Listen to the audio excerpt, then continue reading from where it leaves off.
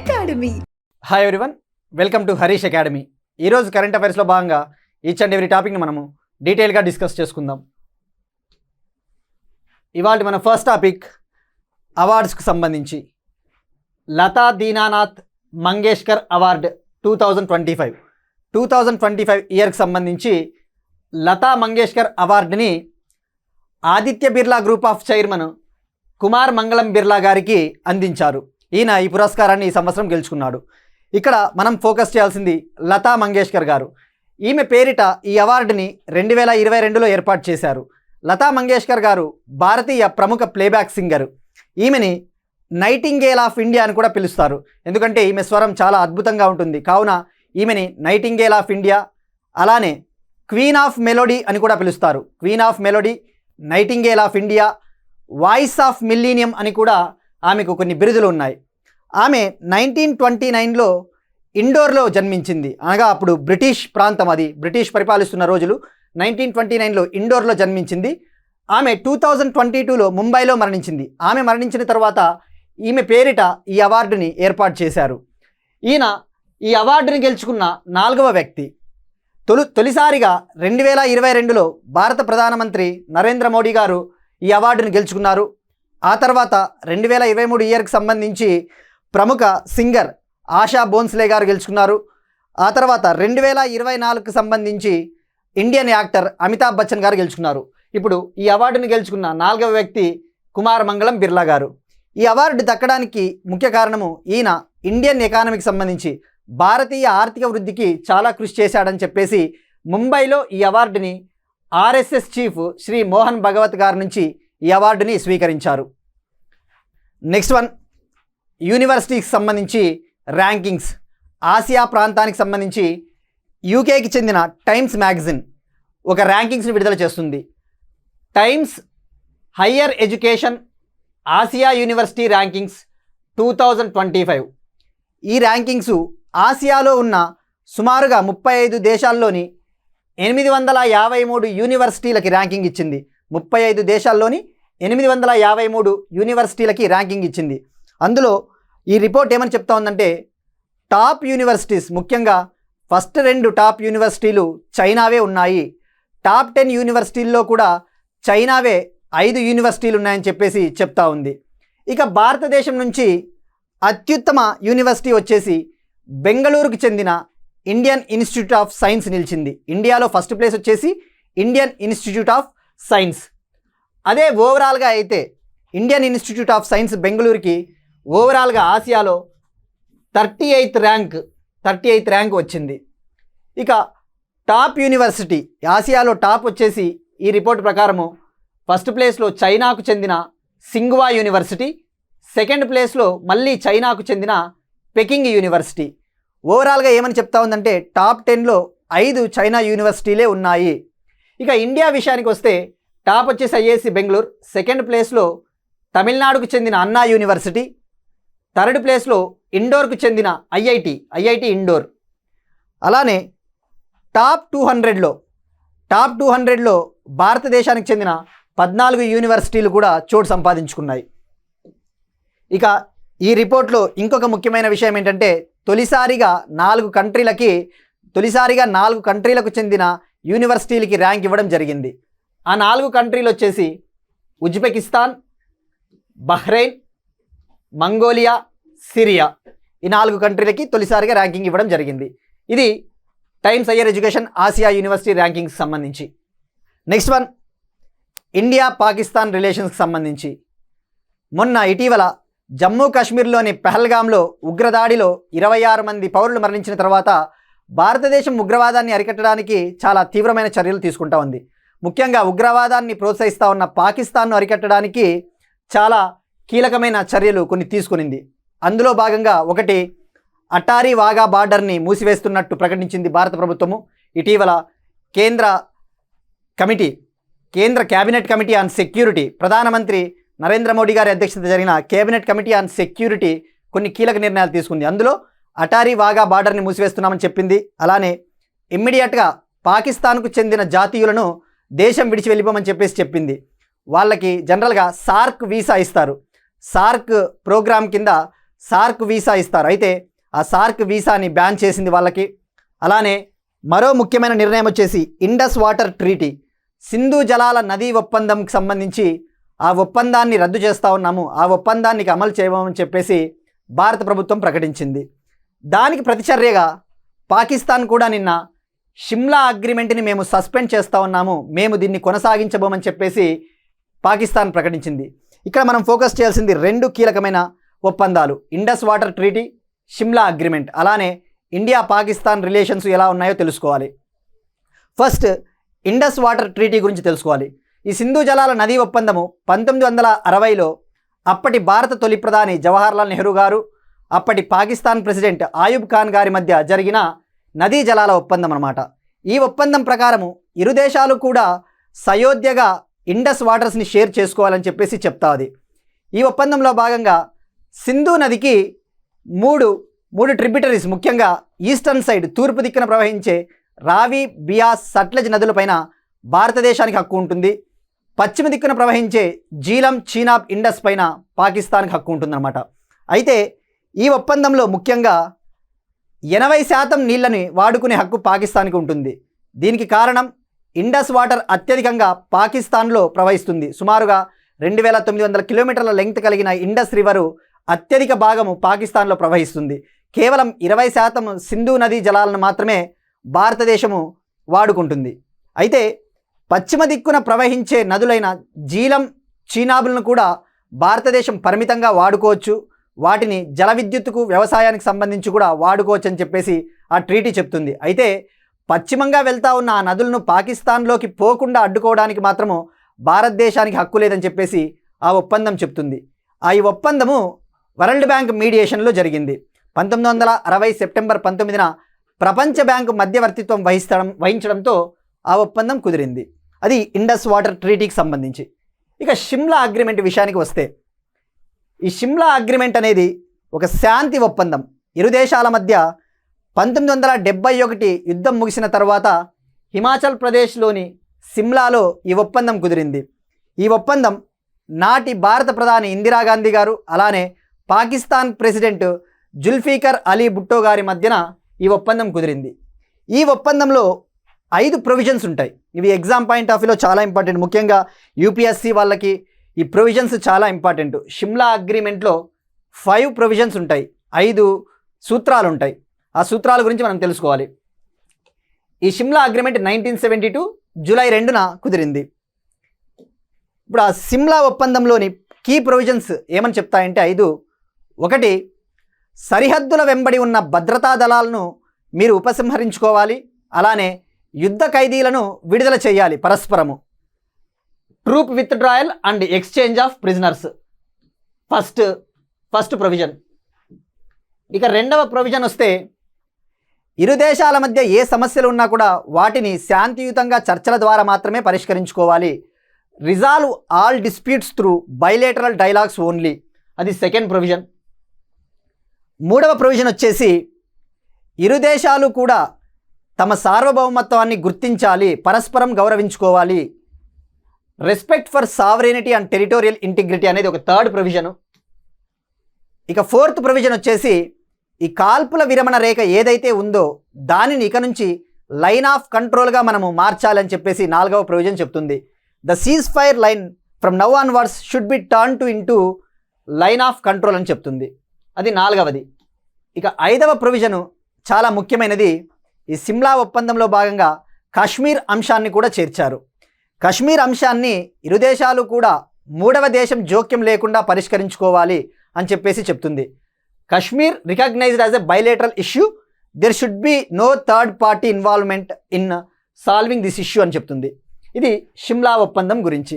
ఇక ఇప్పుడు ఈ షిమ్లా ఒప్పందాన్ని రద్దు చేయడంతో డెఫినెట్లీ బార్డర్ ఏరియాస్లో, సరిహద్దుల్లో సెక్యూరిటీ వైలేషన్స్ జరుగుతాయని చెప్పేసి కూడా ఎక్కువ ఛాన్స్ ఉంది. ఎందుకంటే ఇక ఈ ప్రొవిజన్స్ని వాళ్ళు గౌరవించినప్పుడు పాకిస్తాన్ అటు సైడ్ నుంచి దాడులకు తెగబడే అవకాశం కూడా ఉంది.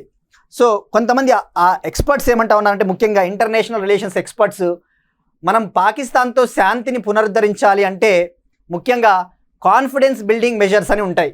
ఆ సిమ్లా ఒప్పందంలో భాగంగా కాన్ఫిడెన్స్ బిల్డింగ్ మెజర్స్ అనమాట. వీటిని మనము పాటించాలి అని చెప్పేసి చెప్తుంది. ఏమని చెప్తా ఉన్నారంటే experts, to restore peace with Pakistan we must follow the kind of mechanism called confidence building measures and also we should follow a kind of mechanism called Panchashil. Now we are following between India and Pakistan, which was formulated by the then Prime Minister Jawaharlal Nehru. So, మనము ఈ confidence building మెజర్స్ని follow అవ్వాలి. అలానే పంచశీల ఒప్పందం ఇండియాకి China మధ్య మనం follow అవుతా ఉన్నాం. అప్పటి ప్రధానమంత్రి జవహర్లాల్ నెహ్రూ గారి చొరవతో ఏర్పాటైన మెకానిజం అనమాట.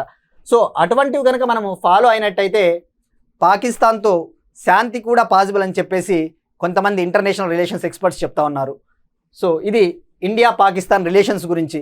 ఆల్రెడీ ఇండియా పాకిస్తాన్ మధ్య ట్రేడ్ కూడా 2019 పుల్వామా దాడి ఘటన తర్వాత ఆల్రెడీ ట్రేడ్ అనేది చాలా తగ్గిపోయింది. So this is a brief information about India Pakistan relations.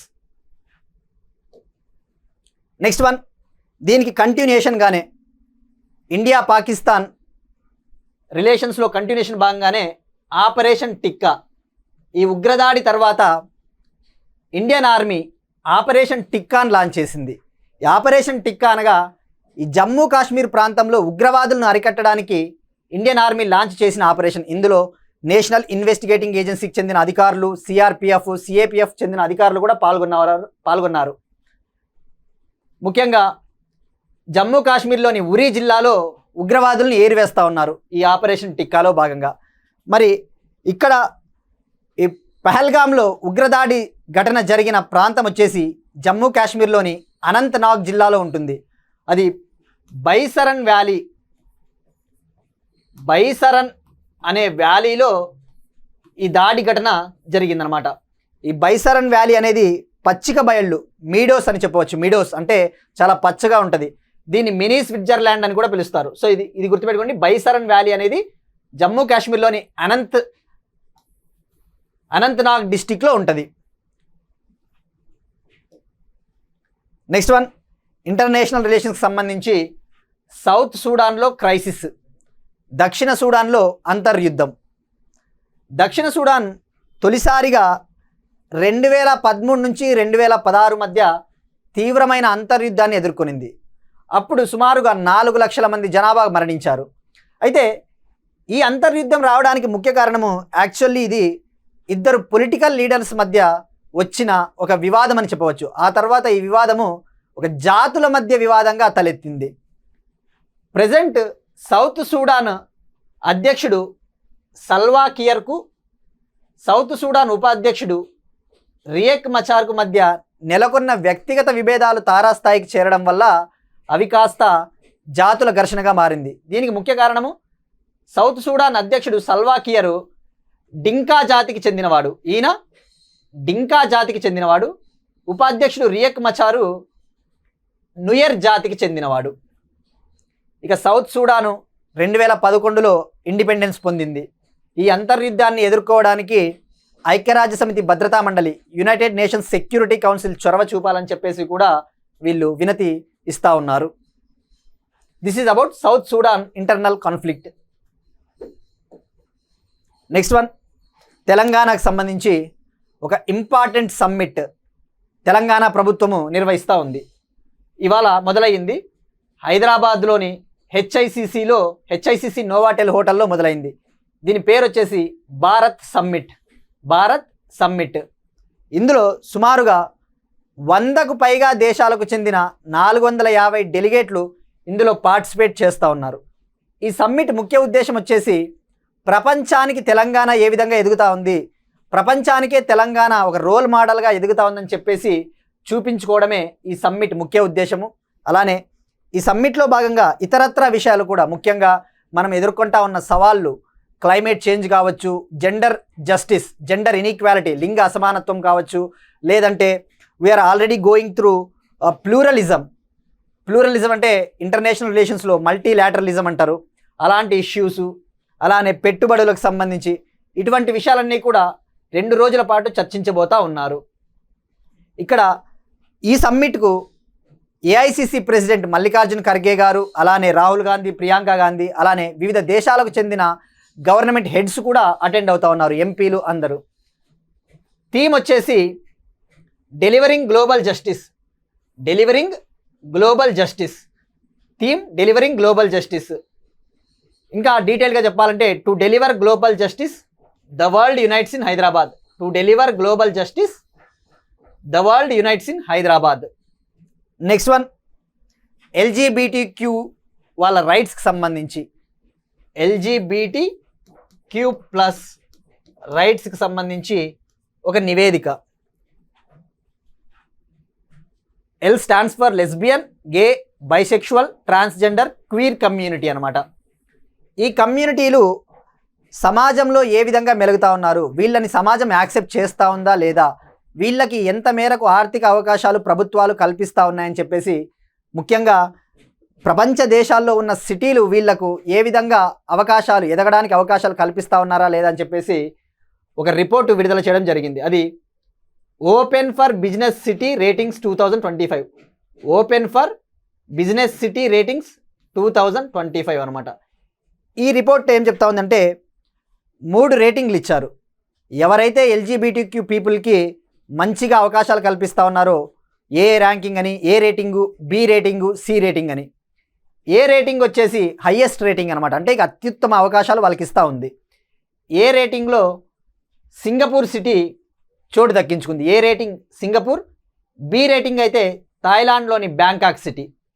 ఇక ఇండియా నుంచి ముంబై, ఢిల్లీ, చెన్నై, బెంగళూరు, హైదరాబాద్కి సి రేటింగ్, అంటే మనం పురోగతి సాధిస్తూ ఉన్నాము అని చెప్పేసి చెప్తా ఉంది సి రేటింగ్. ఇక అలానే ఏసియా పసిఫిక్ ప్రాంతంలోని మిగతా నగరాలతో పోలిస్తే ముంబై, ఢిల్లీ, బెంగళూరు, చెన్నై, హైదరాబాద్లు ఎంతో ముందున్నాయని చెప్పేసి కూడా ఈ రిపోర్ట్ చెప్తా ఉంది. ఇక ఓవరాల్గా సుమారుగా 140కి పైగా సిటీల్ని సర్వే చేశారు. ఇందులో సుమారుగా 140కి పైగా సిటీల్ని సర్వే చేశారు. ఈ సర్వేలో ఆక్స్ఫర్డ్ ఎకనామిక్స్ వంటి విఖ్యాత సంస్థలు కూడా పాల్గొన్నాయి. ఇక ట్రాన్స్జెండర్ల రైట్స్ విషయానికి వస్తే గతంలోనే సుప్రీంకోర్టు ట్రాన్స్జెండర్లకి ప్రత్యేక మరుగుదొడ్లు కూడా ఉండాలని చెప్పేసి తీర్పునిచ్చింది. అలానే గతంలోనే మద్రాస్ హైకోర్టు 2025లో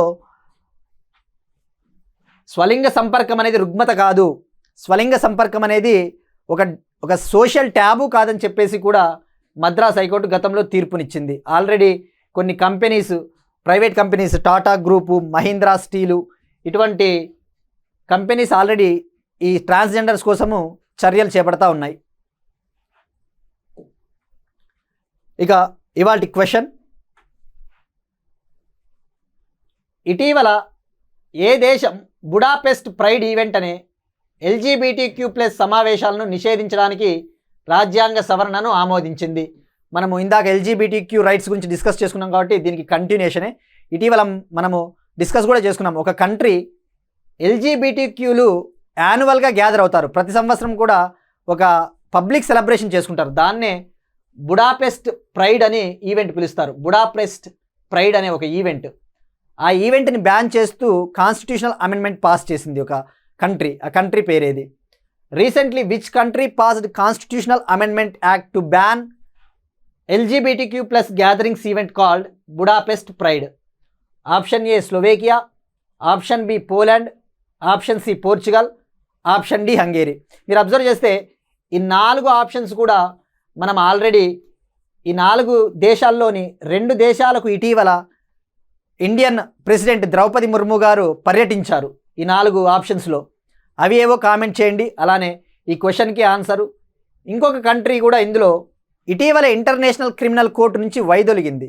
ఆ కంట్రీ కూడా ఈ ఆప్షన్స్లో ఉంది. సో ఓవరాల్గా 3 క్వశ్చన్స్ అని చెప్పవచ్చు. దీనికి ఆన్సర్ కామెంట్ సెక్షన్లో ట్రై చేయండి. ఇక నిన్నటి క్వశ్చన్ విషయానికి వస్తే మనం నిన్న ఇండియన్ ఎకానమీకి సంబంధించి అడిగాం. ఫర్ ద ఫిస్కల్ ఇయర్ 2024-25 2024-25 ఆర్థిక సంవత్సరానికి కాలానికి గాను భారతదేశపు అతిపెద్ద వాణిజ్య భాగస్వామి ఏది అని చెప్పేసి. For the fiscal year 2024-25 which country emerged as India's largest trade partner? దానికి ఆన్సర్ వచ్చేసి అమెరికా, USA. 2024-25 కాలానికి గాను ఇరు దేశాల మధ్య వాణిజ్యం సుమారుగా $131 బిలియన్ ఉంది. అమెరికాతో మనకి వాణిజ్య మిగులు, ట్రేడ్ సర్ప్లస్ ఉంది. చాలామంది ఓన్లీ కంట్రీ మెన్షన్ చేశారు, కానీ మనము అడిగిన దానికి ఈ కంట్రీతో మనకి వాణిజ్య మిగులు ఉందా, వాణిజ్య లోటు ఉందా అని చెప్పేసి they failed actually. So observe చేయండి, ఇలా కూడా అడగొచ్చు ఎగ్జామ్లో అడిగేటప్పుడు. లార్జెస్ట్ ట్రేడ్ పార్ట్నర్ అనే కాదు, ఆ కంట్రీతో మనకి ట్రేడ్ సర్ప్లస్ ఉందా, ట్రేడ్ డెఫిసిట్ ఉందా అని కూడా ఎకానమీ లాంటి సబ్జెక్ట్స్లో అడుగుతాడు. సో ఇది యుఎస్ఏకి సంబంధించి. ఇక India second largest trading partner 2024-25 కాలానికి గాను చైనా.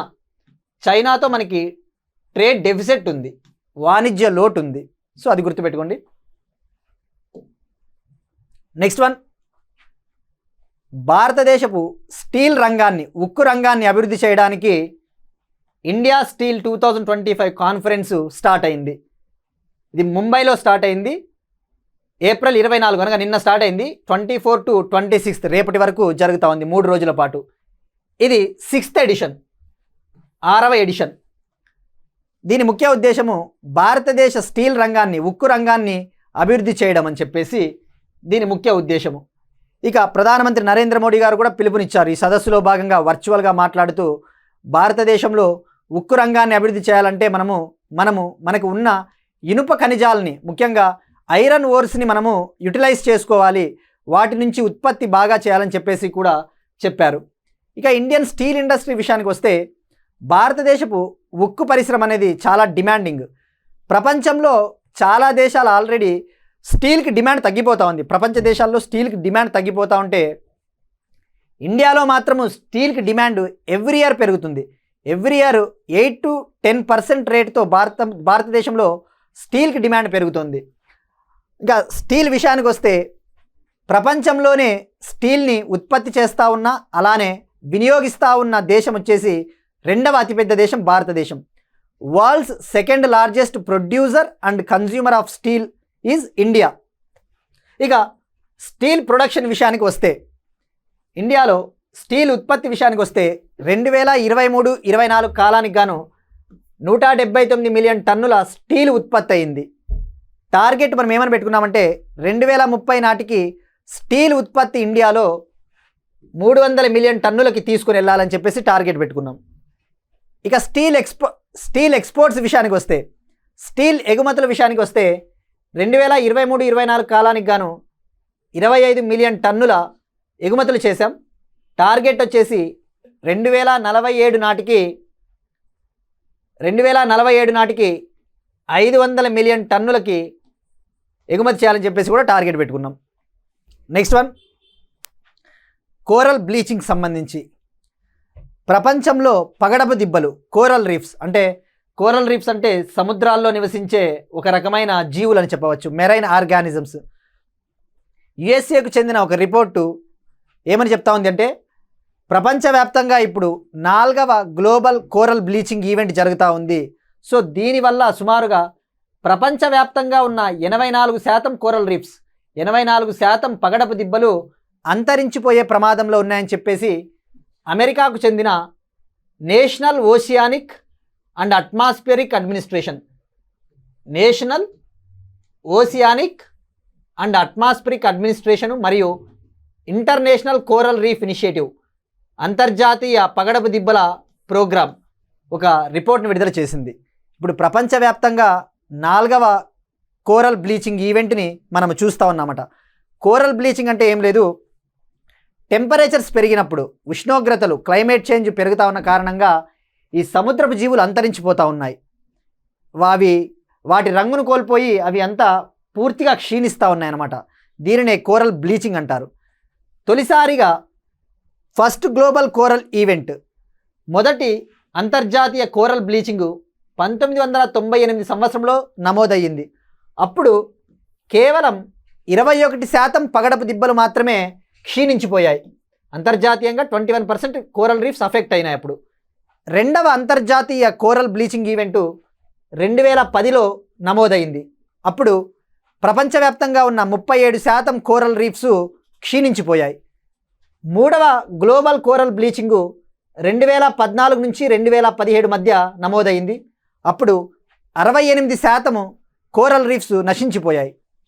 ఇక 4వ కోరల్ బ్లీచింగ్ ప్రజెంట్ 2023లో మొదలైంది, 2025 వరకు నడుస్తూ ఉంది. ఇప్పుడు అత్యధికంగా 84% నశిస్తూ ఉన్నాయి, క్షీణిస్తూ ఉన్నాయి. దీన్ని బట్టి చూస్తే నశిస్తూ ఉన్నవి, క్షీణిస్తూ ఉన్నవి, పెరుగుతూ ఉన్నాయని చెప్పేసి చెప్పొచ్చు. ఇక అత్యధికంగా ఆస్ట్రేలియాలోని కోరల్ రీఫ్స్ అఫెక్ట్ అవుతూ ఉన్నాయట. ఇక ప్రపంచంలోనే అతిపెద్ద కోరల్ రీఫ్ వచ్చేసి గ్రేట్ బ్యారియర్ రీఫ్, ఆస్ట్రేలియాలో ఉంటుంది. ఆస్ట్రేలియాలోని great barrier reef. Next one, space టెక్నాలజీకి సంబంధించి చైనా తన అంతరిక్ష కేంద్రమైన తియాంగాంగ్ అంతరిక్ష కేంద్రానికి 3 వ్యోమగాముల్ని పంపిందనమాట. Tiangong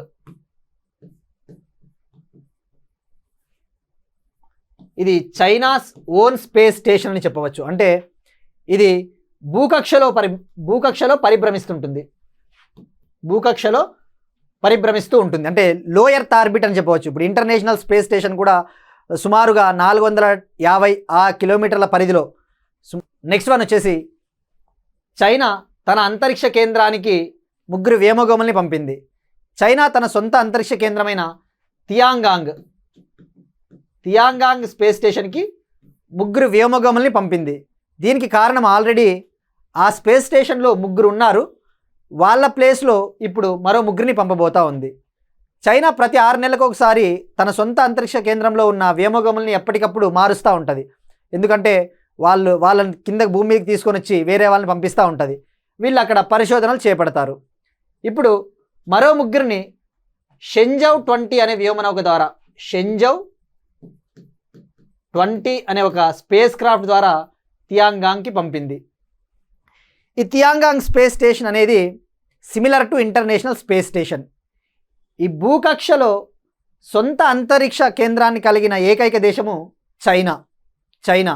already international space station అనేది చాలా దేశాల మధ్య కొల్లాబరేషను, కానీ సొంతంగా ఒక దేశం కలిగి ఉండడం మాత్రము చైనా అని చెప్పవచ్చు. ఇక ఈ తియాంగాంగ్ విషయానికి వస్తే చైనాకు ఇది చాలా కీలకం. ముఖ్యంగా చైనా భవిష్యత్తులో చంద్రుడిపైన కావచ్చు, మార్స్ పైన చాలా పరిశోధనలు చేపట్టాలని చెప్పేసి భావిస్తూ ఉంది. దానికి ఇది చాలా ఉపయోగపడుతుంది. కారణం అక్కడ పనిచేసే పరిశోధకులు చాలా రీసెర్చ్ చేస్తారు కాబట్టి. ఇక అలానే చైనా ఇంకొకటి కూడా ప్రకటించింది. ఈ తియాంగాంగ్ స్పేస్ స్టేషన్కి మేము పాకిస్తాన్కు చెందిన 2 వ్యోమగాములకి శిక్షణ ఇచ్చి మేము తియాంగాంగ్కి సెండ్ చేస్తామని చెప్పి కూడా చైనా ప్రకటించింది. నెక్స్ట్ వన్, సైన్స్ అండ్ టెక్నాలజీకి సంబంధించి కొలెస్ట్రాల్ గుర్తింపు కోసం ఆప్టికల్ సెన్సింగ్ ప్లాట్ఫామ్ను అభివృద్ధి చేసిన గౌహతికి చెందిన పరిశోధకులు. మన బాడీలో 2 టైప్స్ ఆఫ్ కొలెస్ట్రాల్ ఉంటాయి. Good cholesterol, bad cholesterol. ఆ బ్యాడ్ కొలెస్ట్రాల్ని ఎప్పటికప్పుడు డిటెక్ట్ చేసి త్వరగానే వాటిని గుర్తించి గుండె జబ్బులు అటువంటివి రాకుండా చేయడానికి గౌహతికి చెందిన పరిశోధకులు అభివృద్ధి చేశారు. ఇది ఆప్టికల్ సెన్సింగ్ ప్లాట్ఫామ్ అన్నమాట. దీన్ని అభివృద్ధి చేసిన వాళ్ళు Institute of Advanced Study in Science and Technology పరిశోధకులు. Institute of Advanced Study in Science and Technology పరిశోధకులు. ఇక కొలెస్ట్రాల్ అనేది బాడీలో చాలా కీలకము. ఎందుకంటే ఇది బాడీలో రక్తనాళాలు ఏర్పాటు కావాలన్నా, రక్తనాళాలు తయారు కావాలన్నా, నర్వ్ సెల్స్ ఏది కావాలన్నా కొలెస్ట్రాల్, మినిమం కొలెస్ట్రాల్ రిక్వైర్డ్ అనమాట. బాడీలో బ్యాలెన్స్ అనేది రిక్వైర్డ్. చెడు కొలెస్ట్రాల్, గుడ్ కొలెస్ట్రాల్కి మధ్య బ్యాలెన్స్ అనేది చాలా కీలకం. నెక్స్ట్ వన్, కల్చర్కు సంబంధించి మహారాష్ట్రలో నాగపూర్కు చెందిన విశ్వవిద్యాలయ పరిశోధకులు 3000 ఏళ్ల నాటి ఆనవాళ్లను, 3000 ఏళ్ల నాటి నాగరికతను కనుగొన్నారు. నాగపూర్కు చెందిన పరిశోధకులు మహారాష్ట్రలోని యావత్మాల్ జిల్లాలో 3000 ఏళ్ల నాటి ఇళ్లను, 3000 ఏళ్ల నాటి హౌసెస్ని కనుగొన్నారు. ఇవి ఐరన్ ఏజ్కు చెందినవిగా భావిస్తూ ఉన్నారు. ఇనుపయుగం కాలం నాటివిగా భావిస్తూ ఉన్నారు. సో ఇది డైరెక్ట్గా ఫ్యాక్ట్ ఓరియంటెడ్. ఇటీవల ఎక్కడ ఐరన్ యుగానికి చెందిన ఇళ్లను కనుగొన్నారు అంటే మహారాష్ట్ర అని గుర్తుపెట్టుకుంటే సరిపోతుంది. నెక్స్ట్ వన్, అపాయింట్మెంట్స్కి సంబంధించి CSIR advanced materials process and research institute Bhopal, దీనికి డైరెక్టర్గా తెలంగాణకు చెందిన సైంటిస్ట్ తల్లాడ భాస్కర్ గారిని నియమించారు. తెలంగాణకు చెందిన డాక్టర్ తల్లాడ భాస్కర్. మనం ఇక్కడ ఫోకస్ చేయాల్సింది CSIR, council for scientific and industrial research. దీనికి ఎన్ని ల్యాబొరేటరీలు ఉన్నాయి, ఇది హెడ్ క్వార్టర్స్ ఎక్కడ, దీనికి అధ్యక్షుడు ఎవరు, అటువంటివన్నీ తెలుసుకోవాలి. దీనికి కారణం సిఎస్ఐఆర్కు చెందిన అనుబంధ ల్యాబొరేటరీలు ఇటువంటివి చాలా ఉంటాయి. ఇక్కడ గుర్తుపెట్టుకోవాల్సింది సిఎస్ఐఆర్కు చెందిన advanced materials process and research institute head quarters వచ్చేసి భోపాల్, మధ్యప్రదేశ్. ఇక ఈయన విషయానికి వస్తే డాక్టర్ తల్లాడ భాస్కర్. ఈయన గతంలో సిఎస్ఐఆర్కు చెందిన Indian institute of chemical technology Hyderabad పూర్వ విద్యార్థి, అలానే ప్రముఖ శాస్త్రవేత్త. ఇక సిఎస్ఐఆర్ విషయానికి వస్తే దీనికి అధ్యక్షుడిగా ప్రైమ్ మినిస్టర్ వ్యవహరిస్తారు. దీనికి ప్రెసిడెంట్గా ప్రైమ్ మినిస్టర్ వ్యవహరిస్తారు. ఉపాధ్యక్షుడిగా వైస్ ప్రెసిడెంట్గా సైన్స్ అండ్ టెక్నాలజీ మినిస్టరు ప్రస్తుతం డాక్టర్ జితేంద్ర సింగ్ గారు ఉపాధ్యక్షుడిగా వ్యవహరిస్తూ ఉన్నారు. ఇది నెట్వర్క్ ఆఫ్ 37 ల్యాబొరేటరీస్ అని చెప్పవచ్చు. 37 ల్యాబొరేటరీలు ఇందులో భాగమని చెప్పవచ్చు. Next one, volcano eruption. మనం already we discussed many volcanic eruptions already in previous classes. ఇప్పుడు కోస్టారికాలో ఒక సెంట్రల్ అమెరికన్ కంట్రీ కోస్టారికాలో పోవస్ అనే ఒక వోల్కెనో ఎరప్ట్ అయింది. పోవస్ అనే ఒక వోల్కెనో ఎరప్ట్ అయింది. సో డైరెక్ట్గా name Poas volcano eruption in Costa. ఇక్కడ అబ్జర్వ్ చేస్తే ఈ కోస్టారికా అనేది కొలంబియా, పనామాకి బార్డర్గా ఉంది. పనామా, కొలంబియా, సో కరీబియన్ ప్రాంతం అని చెప్పవచ్చు. కరీబియన్ సముద్ర ప్రాంతము కోస్టారికా. నెక్స్ట్ వన్, స్పోర్ట్స్కి సంబంధించి 28th national federation senior athletics championship. 28th national federation senior athletics championship 2025 కేరళలోని కొచ్చిలో జరిగింది. దీంట్లో ఒడిషాకు చెందిన ఒక స్ప్రింటర్, ఒడిషాకు చెందిన ఒక రన్నరు అనిమేష్ కుజూర్ ఒక నేషనల్ రికార్డ్ని సృష్టించాడు. ఆ నేషనల్ రికార్డ్ వచ్చేసి పురుషుల 200 మీటర్ల పరుగు పందెంలో అత్యంత తక్కువ సమయంలో పరుగు పందాన్ని పూర్తి చేశాడు. కేవలం 20.4 సెకండ్లలో 200 మీటర్ల పురుషుల పరుగు పందాన్ని కంప్లీట్ చేసి గోల్డ్ మెడల్ కూడా గెలుపొందాడు. ఈయన ఒడిషాకు చెందినవారు. ఇక గతంలో ఈ రికార్డు వచ్చేసి, గతంలో ఈ నేషనల్ రికార్డు 2022లో అమ్లాన్ బోర్గాహెయిన్ అనే ప్లేయర్ పేరిట ఉండేది. గతంలో ఈయన పురుషుల 200 మీటర్ల రన్నింగ్ రేస్ని 20.52 సెకండ్లలో కంప్లీట్ చేశారు. నెక్స్ట్ వన్, ఇంపార్టెంట్ డేస్, వార్తలలో ముఖ్యమైన దినోత్సవాలు. వరల్డ్ మలేరియా డే, ప్రపంచ మలేరియా దినోత్సవం. ప్రతి సంవత్సరం 25th ఏప్రిల్ని వరల్డ్ మలేరియా డేగా జరుపుకుంటారు. ఇక మలేరియా విషయానికి వస్తే ప్రపంచ దేశాలను బాధిస్తూ ఉన్న ఒక వ్యాధి అని చెప్పవచ్చు. ఈ మలేరియా ఒక పారాసైట్ జీవి వల్ల వస్తుంది. ప్లాస్మోడియం అనే ఒక పారాసైట్ జీవి వల్ల వస్తుంది. దీన్ని వ్యాప్తి చెందించేది ఒక ఆడ దోమ అని చెప్పవచ్చు. అనోపలిస్ మస్కిటో అని చెప్పవచ్చు. ఫీమేల్ అనోపలిస్ మస్కిటో వెక్టార్గా యాక్ట్ చేస్తుంది.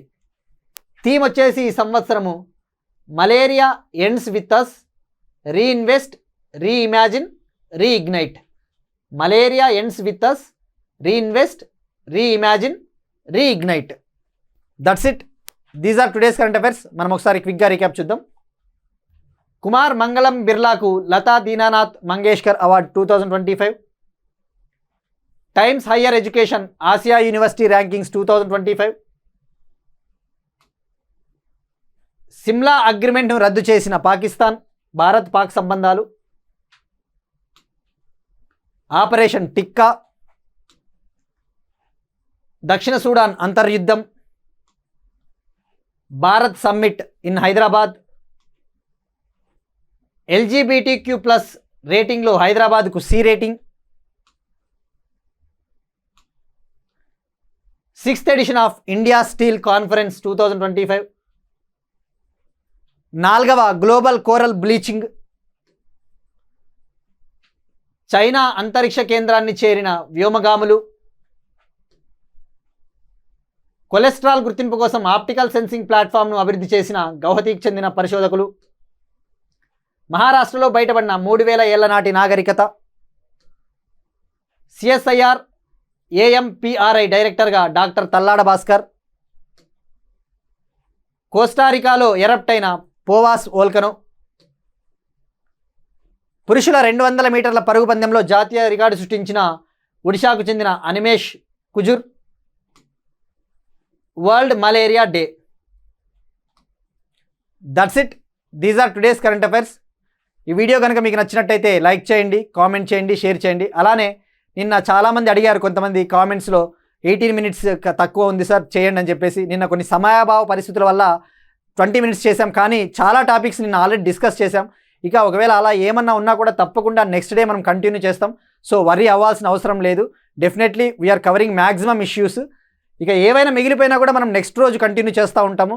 So no need to worry. That's it. Will meet you again tomorrow and thank you everyone.